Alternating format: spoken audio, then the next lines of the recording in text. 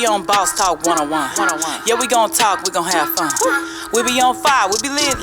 It's a unique hustle.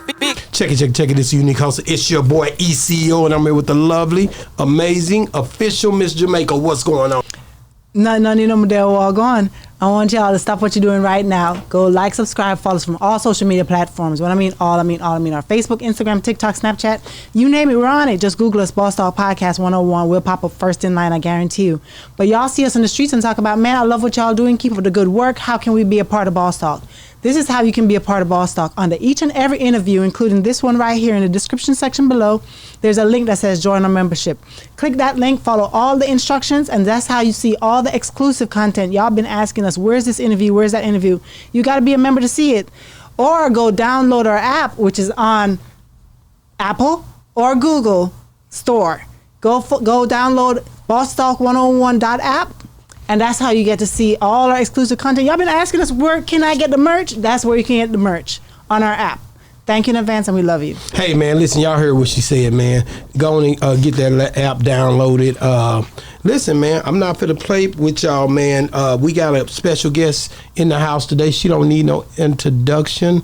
I'm going to be honest with you, man. I didn't even know what I was getting myself into. Damn, she got long hair, y'all. She got long hair. It's over.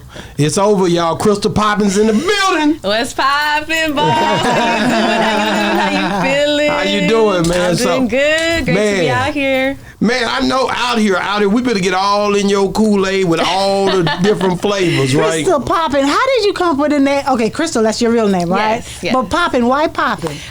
So it was a nickname before I started rapping. Really? Yeah. I had a friend who was called Krystall Poppin, because I like to go out and I like to get dressed up. I was going to the clubs and stuff. So you always pop. Yeah, you know what I mean? I was just popping. And then he just called me that one day and it stuck. You loved it. I loved it. And then when I started rapping, then I was like, oh, they were like, so what's your rap name gonna be? And I was like, Krystall Poppin. Like, it's gotta be Krystall Poppin. So it was kind of given to me, you know? That's cool. So you were born and raised in El Paso. Yes. What is like? I've never been to El Paso. What is yes, like? You have. I've driven through it. You driven through it. I took you through it. It's different ain't nowhere when you've been there you know what I'm compared saying? to driving I took through. her through there. We stopped at Walmart. You know what I'm talking about? Stop playing. So you we saw been a in little El bit Paso. of it. We popped off. No, We popped off in El Paso at Walmart. When I come to visit El Paso, like as a tourist. Yes. Where should I go? What should I go see? All of that.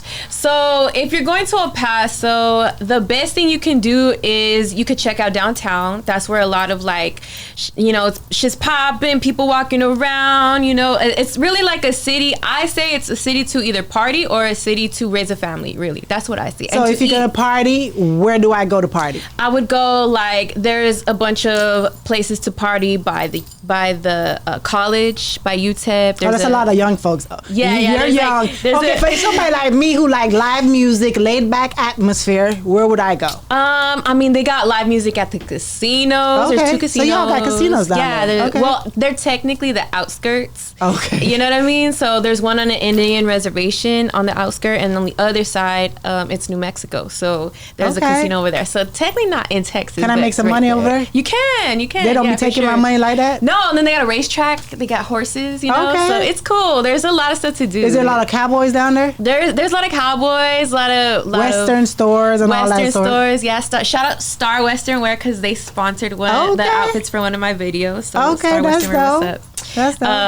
I feel like it's really like community. You know what I mean? Okay. The people are really cool. I feel like hospitality for sure. Do y'all have like the best Mexican food down there? I would say like go to any Mexican restaurant. Is it authentic Mexican food? Definitely. You find authentic Mexican food. There's a bunch of restaurants as well that came from across the border from the Juarez, the city of Juarez that's over there, and they opened restaurants in El Paso. So there's like actual restaurants from Mexico that came over here. Because let me tell you, we went to Cancun recently, right? Mm-hmm. And he's like, no, give me my Tex-Mex food because this is not the part that he tripped out about, right? Yeah. He loves his chips and salsa, right? Yeah. The chips over there is almost hard. like a pita bread chips, okay. like it's a harder like thicker. The thicker. Okay. And when you ask for salsa, they give you like hot sauce, really, like the green sauce. It's not like salsa like over here that has the salsa. Yeah, for sure. So we're like, okay, that's not That is not what it is. You know. So is that what is real Mexican chips and salsa? So I mean, in El Paso, we'll do that. Like the salsa is like literally, it looks like a dip, like it's in a like it's supposed to like yeah, like you can scoop it. It's right. chunky. Sometimes it's like really blended and it's not chunky. It really depends. But I noticed that in El Paso, a lot of our salsas that you get when you go to the restaurants, they're really hot, you know? So that's like, good. I love the hot. I love the hot. When I go into a restaurant and it's not hot, and I feel like they might be catering to people who don't like hot stuff, you know, but in general you'll find it like it's hot. I noticed that like in Mexico, when you go to specific restaurants, they'll ask you, they'll tell you like it's hot, you know, they'll be like, it's spicy, you sure you want it, you know what I mean? So you gotta make sure you like I was just wondering because when I go to Mexico and I'm getting something that I don't normally get here, I'm like, okay, so is this the authentic? Because I want to try authentic anywhere I go. Right. So that's the problem. So I just need to be educated as in what is really authentic Mexican food compared to what isn't. You know what I mean? I guess, yeah. Well, I noticed that. So it's weird because I didn't realize Tex-Mex was different to other people outside of Texas. Right. Like I didn't know before I left Texas. I noticed a lot of people from Cali, they'll be like, oh, you got Tex-Mex in Texas. And I'm like, what does that mean? I feel like I'm just eating Mexican food. You know what I mean? And then I guess, then I went to like Cali and they got like street tacos and stuff, and it is different. It is different. But and you went to Mexico and and I went to Mexico and had their. Who has the best out of I mean, El Paso, Mexico, or Cali? I think Mexico got the best Mexican food for sure, especially because my favorite restaurants in El Paso are the ones that came from Juarez. Okay. For sure. So, but El Paso second. So, were you raised with your mom and your dad in the same household? So I was raised. So my dad passed away when I was 5. And after that, my mom, my siblings, we moved in with my grandma, and my grandma had I had my aunts living there, my uncle. There's a big house. Yeah, their kids, and it was a full house. You know, for sure. We were always like fighting for the restroom. It was a lot of women. It was only my brother and my uncle was the only guys, gosh. you know? So it was a lot of women.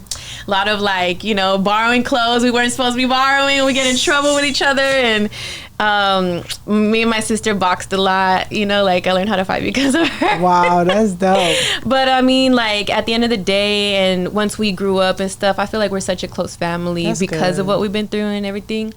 And so I grew up with a big old family, you know. Do you mind me asking what happened to Dad? Yeah, so my dad was, unfortunately, he was in a fight, and it was like a big fight, like a bunch of people, and he didn't make it out of it. So I know 5 is a very young age. Do you remember him slightly? Oh, you do? Yeah, I do. I remember a lot of time with him. And it's crazy because I kind of feel that when I found out, like the day that they told me that he had passed away, I feel like whoever I felt like I was in that moment, I feel like I remember that. Like, I guess what I say is like my conscience became aware at that moment. You know what I mean? Like, I felt like that's when my third eye opened. And I was so young, and I feel like ever since that moment, I remember everything from that point on in my life. You know what I mean? Tell me about a treasured memory of being with your dad that you remember, that you think back on frequently. So a memory I have, and I love it, is there's this restaurant in El Paso called Brown Bag Deli. It's a a deli with really good sandwiches. And I remember one time we had gone there. My mom had ordered some food, and he was like, come with me, like, let's go get the food. So it was only me and him. And I remember I just loved him, you know, I just loved my dad, and like I feel like I was daddy's little girl, and we were just like waiting on the table together, and I feel like I was talking to him, we were just waiting for our food, and I had this ring, and it was like a little flower ring, and it had little like beads on it, and I was showing him, I was like, look, one of my beads fell off. I was showing him my ring, and he's like, oh, we'll fix it when we get to the house. And I was like, okay, cool, you know, whatever. We get the food. So I love that restaurant, by the way, because of that, because I remember me and my dad being in there, and he loved that place. So when we got home, right after we got the food, we walk in, and my mom my dad told my mom, like, hey, do you have something we could fix her ring with? And then she's like, I got a hot glue gun. Let me glue it together. And then like my mom pulls out the hot glue gun and like he helped me like fix it. You know what I mean? And then I was able to wear the ring. After that, I was so happy because I really liked it. And so I have that really, really cool memory. And then it's crazy because the day that we were going to bury him, well, the day that we saw him in his casket, I ended up giving him the ring. You know what I mean? Like, that's crazy. Yeah. I put it in his casket. Wow, that's dope. Because I was going to ask you if you still had that ring, but that makes better sense.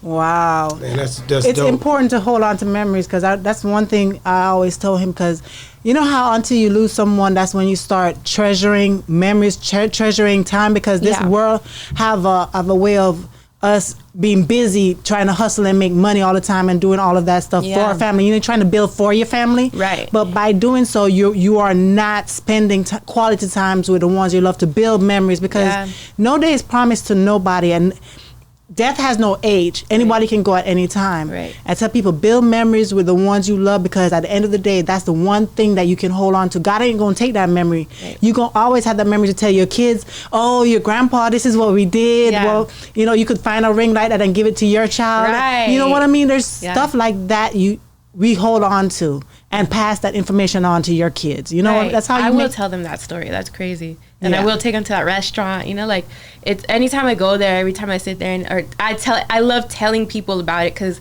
it's such a small little restaurant that not a lot of people know about it. So I'm like, let me put you on. And anyone I take, they're like, dang, I didn't even know this place existed. You know what I mean? So I love it. It's really cool. Well, definitely a thing when you got time, you spend time with somebody is very important, actually. Yeah.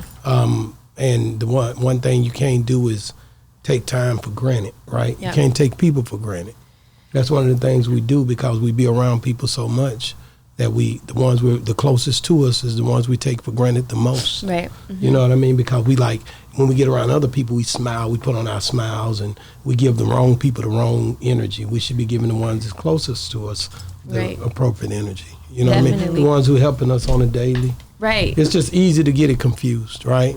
Yeah, I catch myself sometimes because I feel like through music, I've become such a workaholic, and I enjoy it. You know what I mean? I enjoy like making a song till I can't keep my eyes open anymore and stuff. But when I catch myself choosing work over family, I have to like consciously remind myself like I'm doing this for my family, for myself as well. You know what I mean? But I'm doing this to ultimately help my family, put them in a better place. So whenever I have those moments where it's like a birthday, or it's like something where I can spend some time with someone, go have lunch or something, I try to remember that that's why I do it, and I need to be putting myself in those situations more, you know? Yeah, but some people use that as excuses and say, I'm doing this for my family, so I got to keep going. Right. And then you miss out on those moments. And then when something happened, like God forbids, you lose somebody, it's like, man, I should have, I could have. Right. But I can't correct it. I can't build that memory that you should have made. Right. You know what I mean? Yeah. So it's important. Balance is what's important. Yes. It helps your mindset, everything.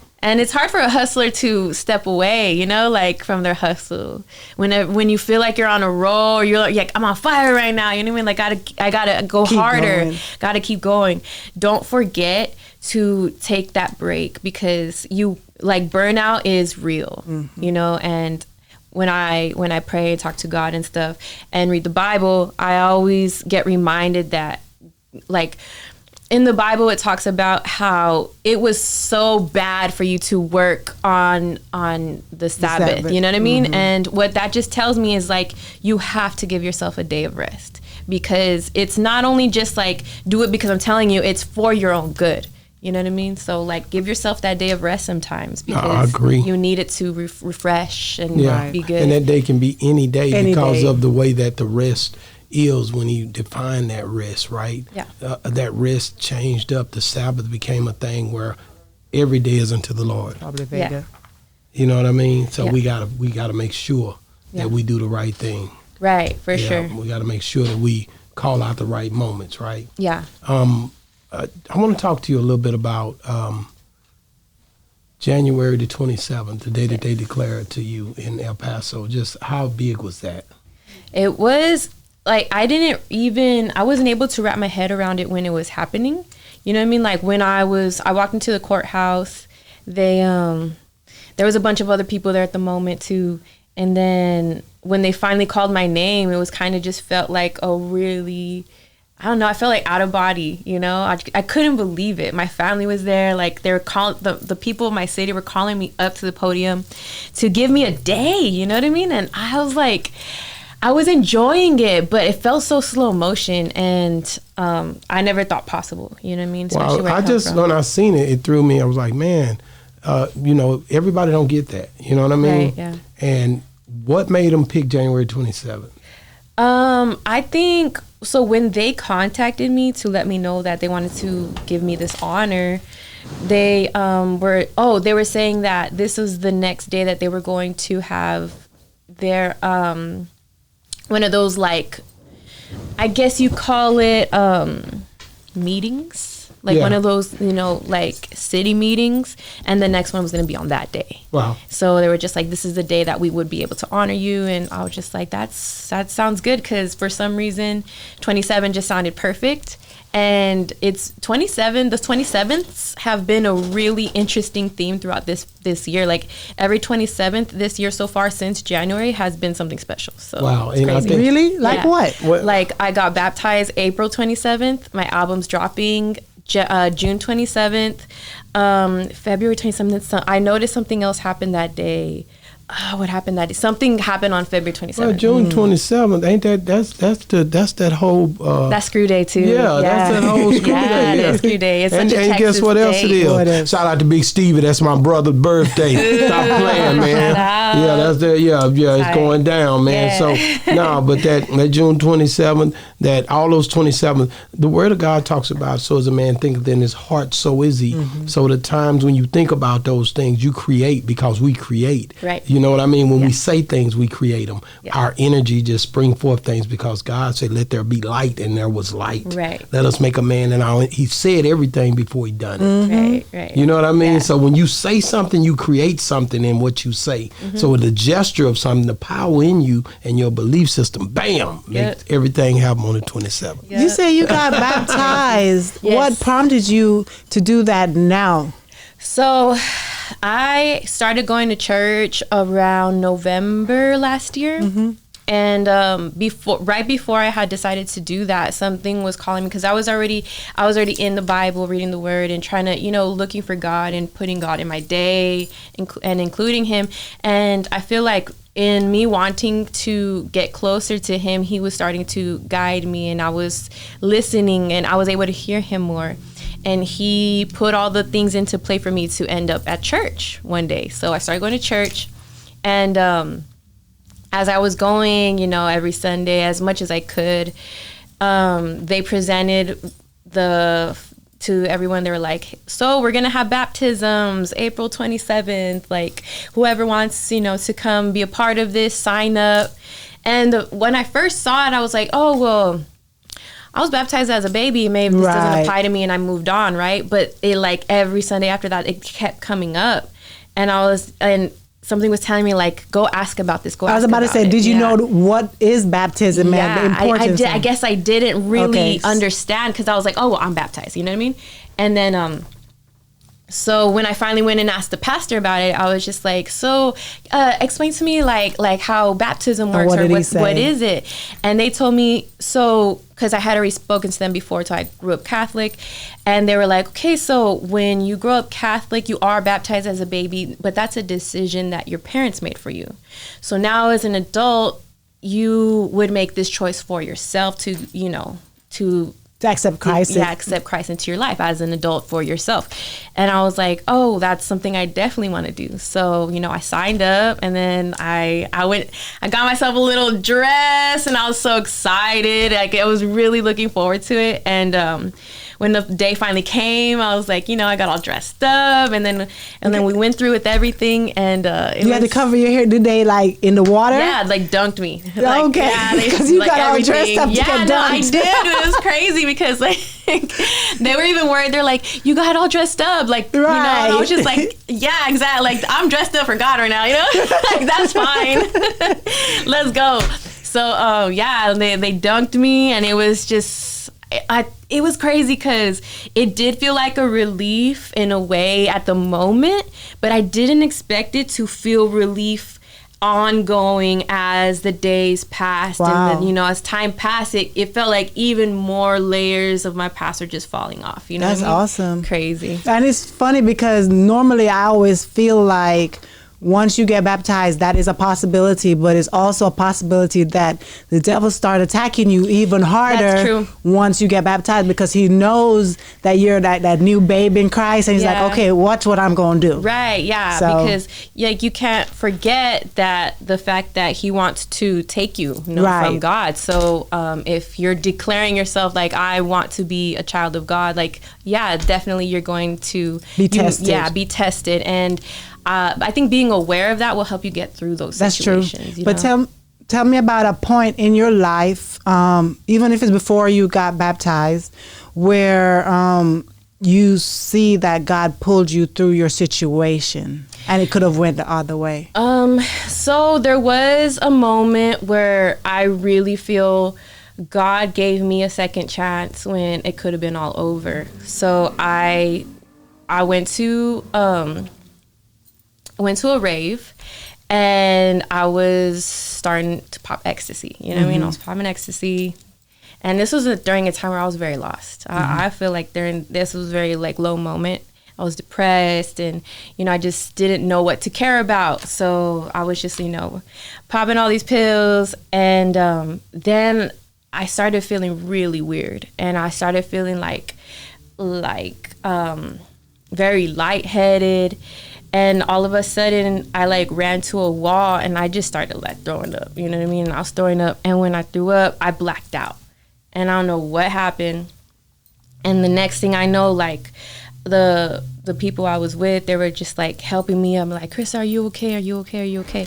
And I was just like, whoa, I was really out of it. And at that moment, I felt so gross. And I was just like, I panicked. I was having a panic attack. And I was like, I need to get out of here. I need to get out of here. And they rushed me out as fast as they could, and then I got in the car, and then I ended up going home. And to me, I feel like that was a moment that I could have been overdosing. Yeah. And God didn't let me die. Wow, I think that's special, man. God got a plan. Yeah. And to be aware of that. Yeah, not only to be aware of it, but you go through something to get to something. Yeah. You got to have a why. You got to have a reason to change your life. It's crazy.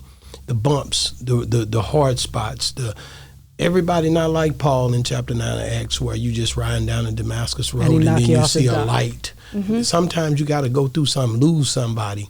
Somebody, you get a sickness or illness or something like Jairus did, or his daughter did, stuff like that. So these are all stories in the Word that I read and often reflect to get encouragement on how to deal with issues. Yeah.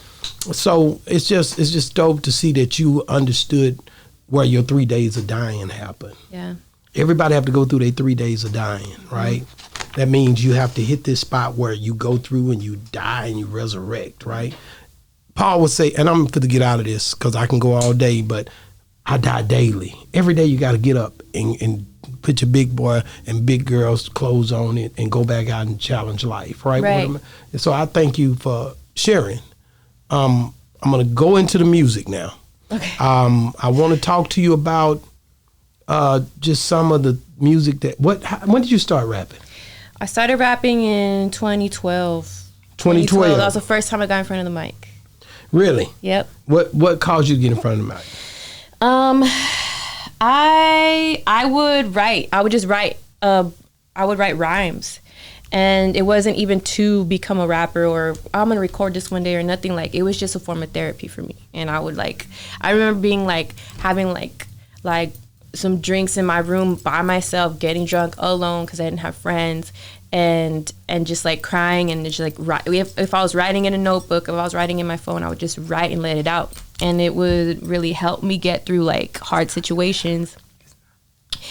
And one day I recorded one of these rhymes, and after that, that's when I from the first day that I recorded my first song, in that moment, I feel like I've never stopped. Wow. Talk to me about Champions. Champions with my boy Paul Wall. I had this idea first. Like the first thing I sat down one day and I was like, you know what? I want a song with Paul Wall, and I want this song to be called Champions. That's all I knew. I was like, those two things. So I started like looking for beats. I started like trying to find like the vibe and stuff. And once I found the beat and the vibe, that's when I started like putting the lyrics together. And I had the word Champions like written in like permanent marker on the wall, and I'm like, this is what the song's about. And I was just like thinking of what I wanted to say, and I was like, oh, okay. And then after this, then this is where Paul's gonna go, you know. And I hadn't even talked to Paul yet, you know what I mean? Like we hadn't even talked about doing this song. Spoken into existence. You know what I'm saying?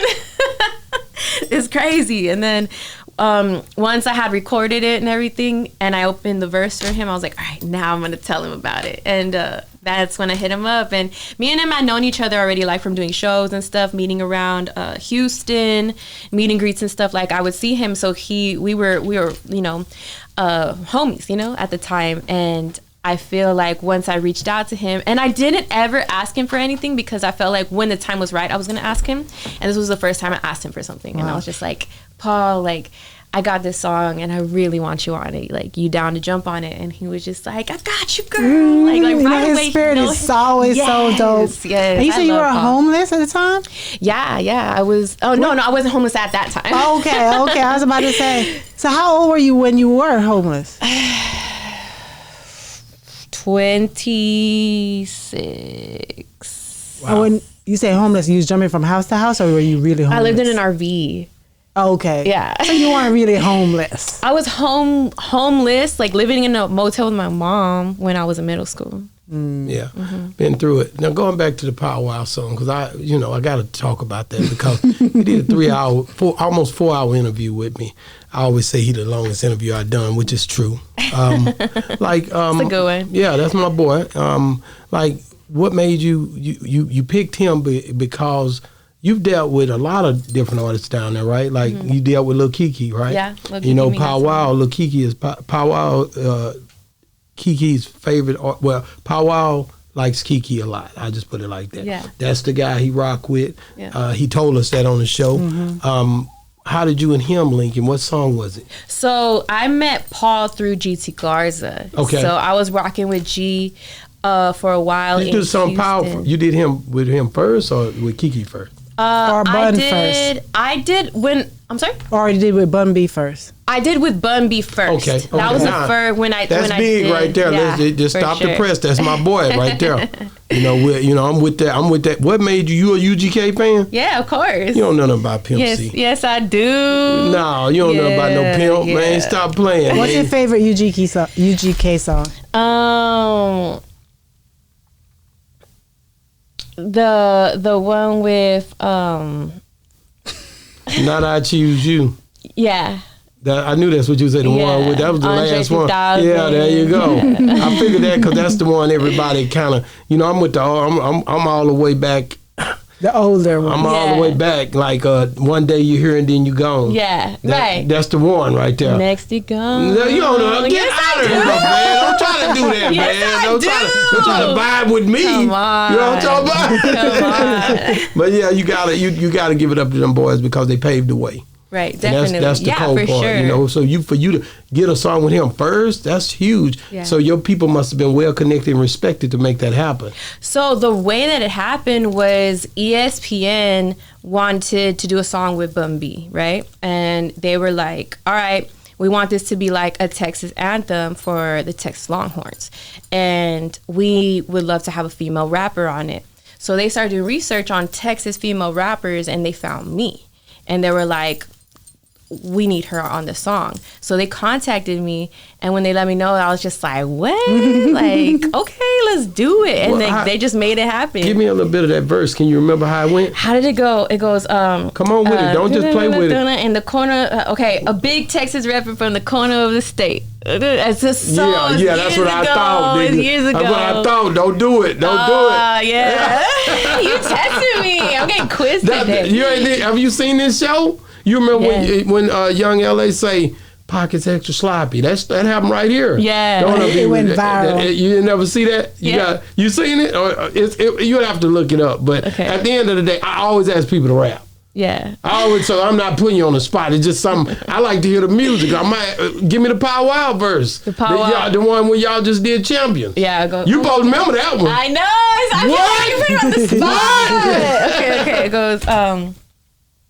Back up on my shit, feeling like I never left. How they gonna kill me if they running out of breath? I can take the shit far, chain banging on my chest. Kick me out the game, ain't no champion left. Roaming in my range, but a bitch never change. Pay for lunch and hundreds, tell the waiter keep the change. I'm just building up the bank like my name Morgan Chase. Pages in my pocket, picture book full of faces. Step up to the plate, keep my home by my laces. 10 toes to the ground, run around on my bases. Scooping up the money like I never gotta chase it. They say it's my time, yes sir, I can't waste it. Call me Cinderella, dressed in yellow, big fella. He wanna bust me down, but my brother don't let him. Princess from the hood, I'm respected like Abuela. I'm protected like the drugs in the cellar.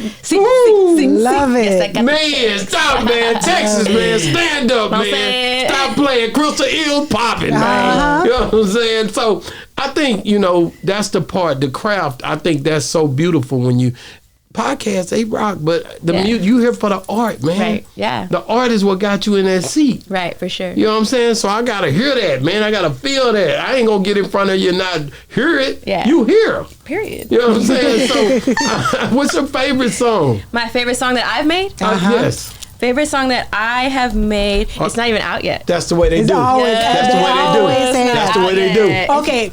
Name the one that isn't out yet, but name your favorite one that is out. Okay, so the one that's not out yet, it's called Morningside Heights, and it's on my album, Morningside Heights. It's the title track, and it's going to be the last song on the album.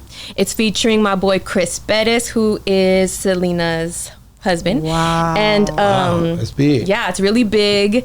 And I tell my story on there. Like I tell, I talk about my origins, where I come from on that song, and it's really important to me. So I feel like that's my favorite song. That's not out, but the one that's out, it depends on my mood, honestly. Like I could say Champions, I could say this song called Livin', which I also tell my story on, because I could do a lot of things. Like I could do like bangers, or I can do like emotional deep songs, and I have favorites in both. On your emotional deep song, is that Livin'? Yeah. And give me the verse. Tell me the verse in there that is so touching to you. So I say, I always feel like I'm only one verse away.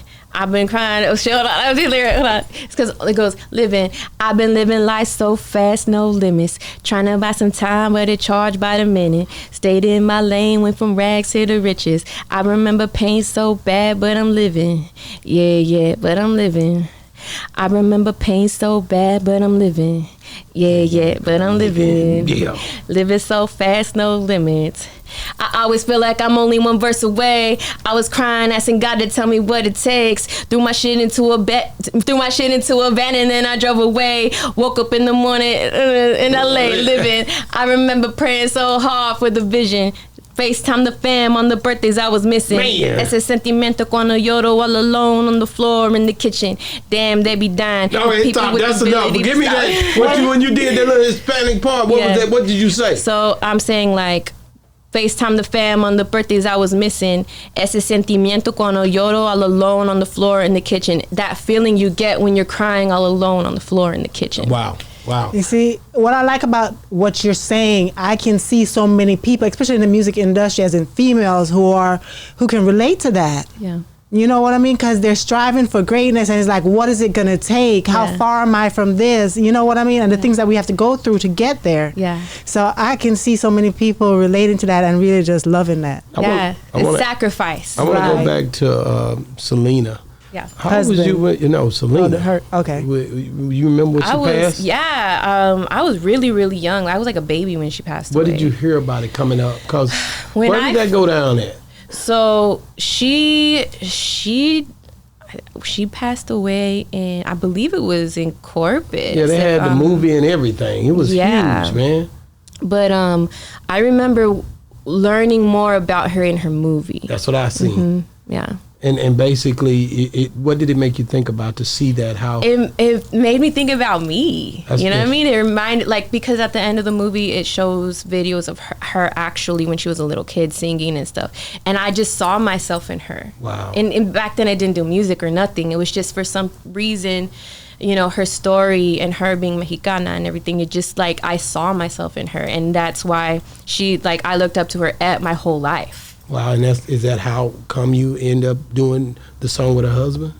Oh yeah, I mean, looking up to him as well, you know, just like watching her videos of her performing and like just like the movie for sure and everything, you know, like it's someone that, like, if you love Selena, then you love Chris Bettis, you know what I mean? So did you cry when you watched the movie? every time I cry. That's why I don't like watching it no more, because I already know I'm just gonna cry. Yeah, Wow. it is touching. She was living today. Where you think she would be? She'd be the biggest, like bigger than Beyonce. You know what I mean? Whoa. Big ass Beyonce. You done messed the hell up. I'm sorry. Do you not know what you just said? I'm a Beyonce fanatic. Beehive and all that. She would be as big as Beyonce. There you go. There you Straighten it out. Get that card straightened up. I got you. Okay, but you gotta understand, man. You got this.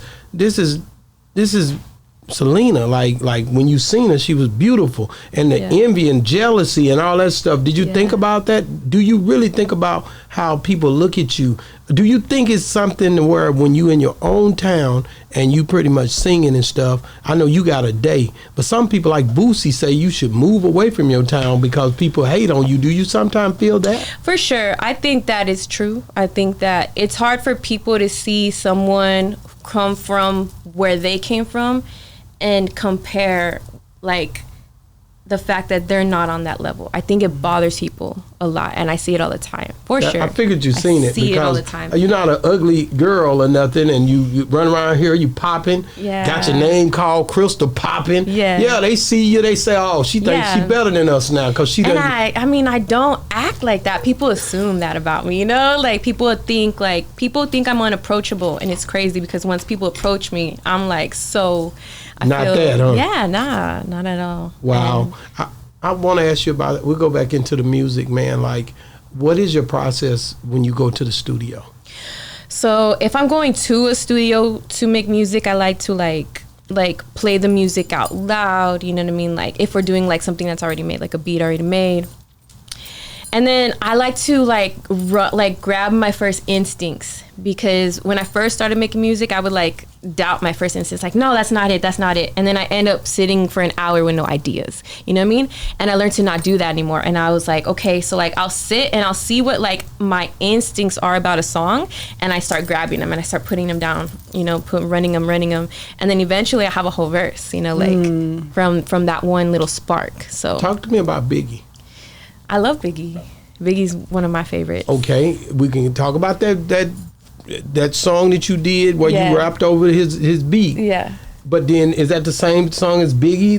Because you got a Biggie song. Is that the same song? No, it's a different song. That's what I thought. Yeah. So you threw me off because I was asking about the Biggie, and then you done flipped me over into that. Yeah. So which one we gonna talk about first? We can talk about both of them. We could talk. I mean, it's crazy because they both got two different things going on. Two different things. So I grew up loving Biggie. Like, Biggie is one of my favorite rappers because my dad showed him to me. You know what I mean? Wow. So that's like one of my favorite rappers for sure. And I just feel like I loved how Lil' Kim was like, you know, like all like, the Queen Bee. You know what I'm saying? The Queen like, Bee. Yeah, the Queen Bee. Yeah, like, that's out there. Just take heed. I'ma throw shade if I dun, dun, dun, dun. I know you see me on the radio. Yeah. True. You know?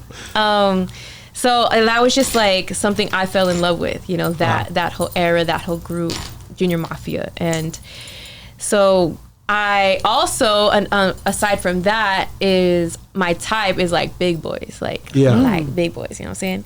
And so when I showed my love to the big boys online, something kind of went like viral because I started talking about that, and people were shocked by it. Wow. And that's why you call it Big Boy. Yeah, and I was like, you know what? I'm gonna make a song. I'm gonna make a song called Biggie, and I'm gonna talk about it, and I did.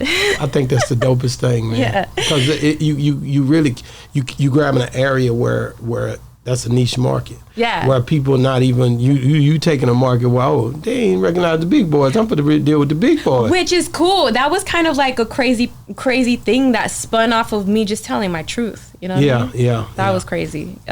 Ain't that how God worked though? Right, yeah. You're It was a being little true to something I didn't yourself, even, right? Yeah, exactly. Wow. It makes you feel like, does it make you feel like you need to do that more often because a lot of people aren't speaking to them? Yeah, for sure. Definitely. It was something that I didn't expect to go viral or anything like that. But when it did, I was glad it did, because the comments from bigger men were like in there, and they were saying, I love the fact that you said this. Someone's speaking for us. Someone's rooting for us for once. And this made me feel so seen. And I'm gonna follow her because like no one talks like this for us. And like I loved that. That made me feel good. That's you know. good. And I'm definitely gonna be their spokesperson. What does your perfect man look like? So like my perfect man, he's like above 200 for sure. You know what I mean? Like 200 to 300, and and then tall, you know, someone that is laughing over there. No, keep going. Was your dad a big guy? He was. Yeah. Okay.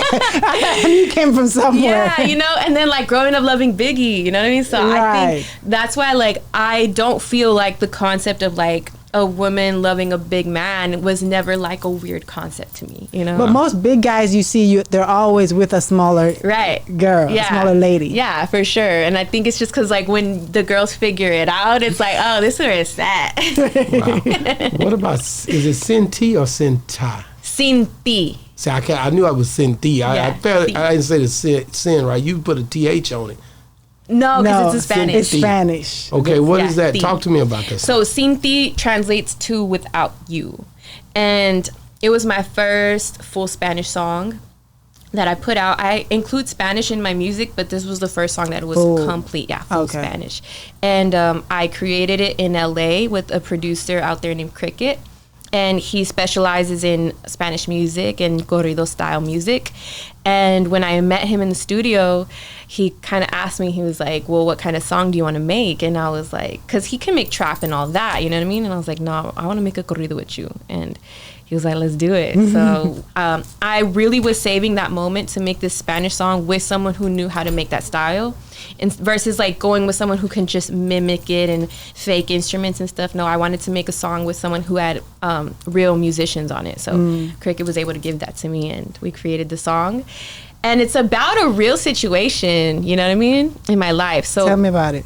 The song is about me telling someone like, I'm realizing that I'm gonna have to live my life without you now, and that's fine because I look better without you next to me. You know, it's kind of like like feeling pain but accepting it. Wow, wow. You know, that's the thing, man. Like you definitely done things that a lot of people haven't done. Let's talk about the movie.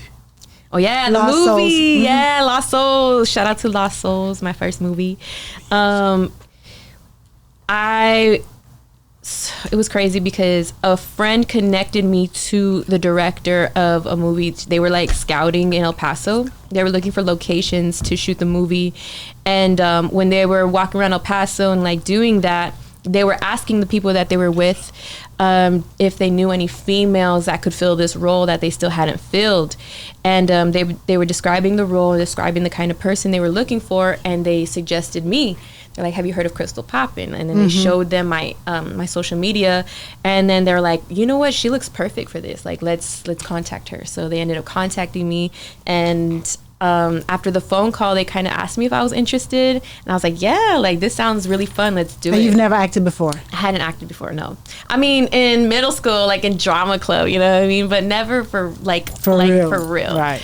And like with like movie sets. You're on set for like 12 hours and like, you know, all this production and stuff. And it was my first time, and I was excited. I was just nervous because besides music videos, I had never really like performed like that, like acting, right. you know, on camera. Like I'm usually How like saying similar is lyrics, right? It's similar in a way where when I'm performing in a music video, I'm telling myself, like, I'm reminding myself, like, this is who I am, this is what I do, like, putting that confidence out. And I think when you're acting and the camera's on you and you want to start feeling that, like, intimidation, you have to start telling yourself, like, no, like, I know what I'm doing, I'm here, like, bring that confidence forward. Like, you can do this. And it's also honesty. Right. Like, when the camera's on you and you're acting, you have to, like, deliver something. You have to be honest, whether you actually have ever been through that or not. Like, you just have to, like, believe in the character. Believe in the character. Yes, right. Exactly. Wow. Sure. Top 3 artists of all time, dead or alive. Any genre. Any genre. Okay. Biggie. Mm-hmm. Of course. Lil Wayne and Nicki Minaj. So you like that new Lil Wayne track that just dropped? So I'm listening to it slowly. I've listened to the first 4 songs, and so far it's cool. I'm expecting more. Okay.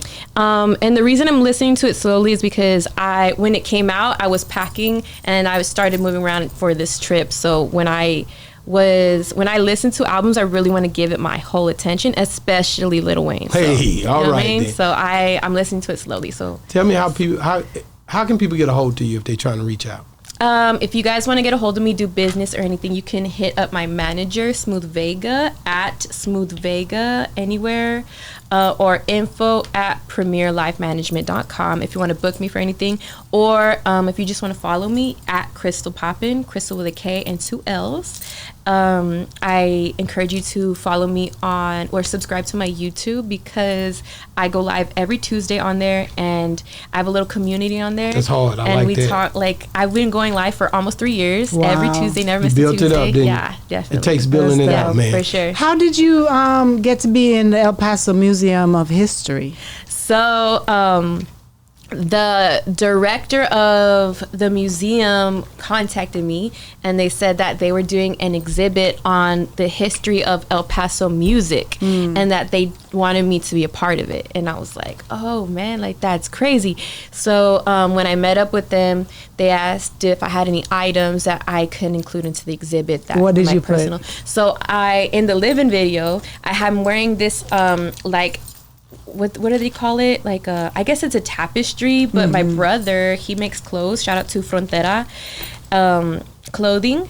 He turned the tapestry into like a sweater, and it has a Virgin Mary on it. Aww. And it's really, really pretty. If you guys want to see it, go look at the live-in video. Okay, wow. That's dope. And so they had that, and then I had this I was on the cover of the El Paso the City magazine, and they gave me this really big like poster of the cover, and I also gave that to the museum to have in their exhibit. Tell us about your upcoming album that's coming out. So my album Morningside Heights is coming out June 27th.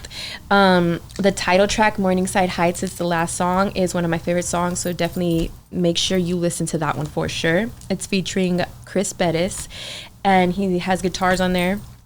I worked really hard on this with my manager Smooth Vega, who executive produced it. My production team, the architects, my boy 3 a.m. worked on this as well. And it was the first, I feel like this is going to be my first album to really like put out and push, because the previous 2 projects didn't have a chance to shine. My first project that I put out ever, when I put it out, I was really like new to the game and new to the putting myself on the internet like that. And because of like the negativity and the comments, I didn't know how to handle that. So I like ran away from the internet and I didn't push the album, unfortunately, because now I listen to it and it's really dope.